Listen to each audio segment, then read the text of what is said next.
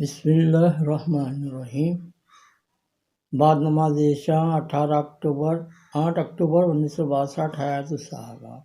حضرت جی مدد اعلیٰ۔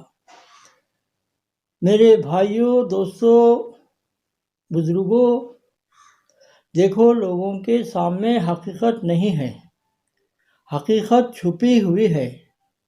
لوگ دھوکے میں پڑے ہیں حقیقت کے اعتبار سے۔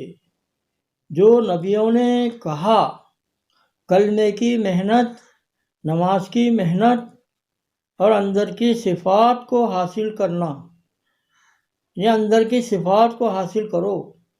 اندر کی مایا جو کچھ کرے وہ خدا کے لیے، خدا سے لینے کے لیے کریں۔ ساری دنیا کے نقشوں سے بے رغبتی پیدا ہو جائے۔ جس طرح گندگی سے رغبت نہیں ہوتی، اسی طرح سے ان سارے نقشوں سے رغبت نہ رہے، پھر تو کیا پوچھنا۔ اتنی نعمتیں آئیں گی جو دنیا والوں میں کسی کے پاس یہ چیزیں ذریعہ ہے۔ دنیا کے سارے نقشوں کو، ملک و مال کو اللہ نے متاع القلیل کہا ہے، یعنی دنیا کی جتنی چیزیں ہیں یہ آخرت کے مقابلے میں تھوڑی ہے۔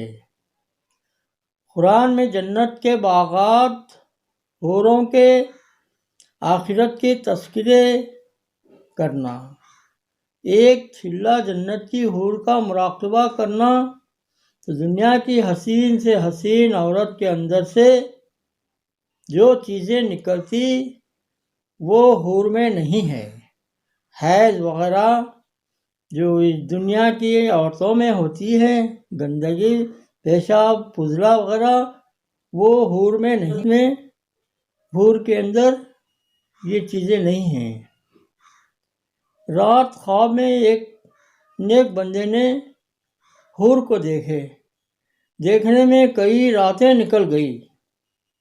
حور کو دیکھتے دیکھتے کئی راتیں گزر گئی۔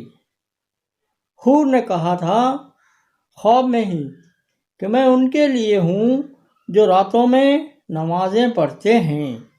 ان ساری نعمتوں کو حاصل کرنے کے لیے دنیا کے نقشوں سے بے رغبتی پیدا ہو جائے اور آخرت کی چیزوں کی رغبت پیدا ہو جائے۔ صحابہ رضی اللہ تعالیٰ عنہ کے پاس جنت کی، دوزخ کی، قبر کی، حشر کی، پل صراط کی، منکر نکیر کے سوال جواب کی، حوروں کی، باغات، میووں، نہروں کی حقیقت تھی۔ جب یہ الفاظ کہتے جاتے تھے تو ان کے سامنے ان کی حقیقت کا ایک نقشہ کھینچا جاتا تھا۔ جیسے کوئی دلی گئے، آگرہ گئے تو وہاں کے قلعے، محلات، باغات کا تصور کا نقشہ کھینچا جاتا ہے۔ اسی طرح سے جب صحابہ جنت، دوزخ، حوروں، نہروں کا تصور، ان اللہ مع الصابرین، مع المتقین، مع الشاکرین کہے تو ان کا کوئی شکل، تصور، حقیقت ہمارے سامنے نہیں آتی، نہ ان سے کوئی نفع ہوتا دکھائی دیتا ہے۔ یہ اس لیے کہ ہماری محنتیں ان پر نماز، ذکر، تلاوت قرآن، صبر، توکل، تقویٰ، روزے پر ہماری محنتیں نہیں، اور ان کا نفع بھی ہمارے سامنے نہیں ہے۔ اس لیے ہماری فکر، محنت کی ضرورت ہے، کوشش کی ضرورت ہے۔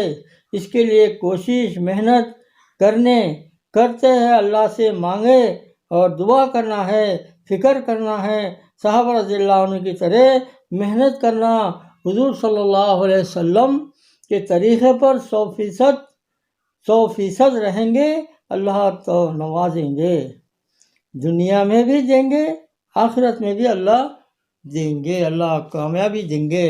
سبحان اللہ۔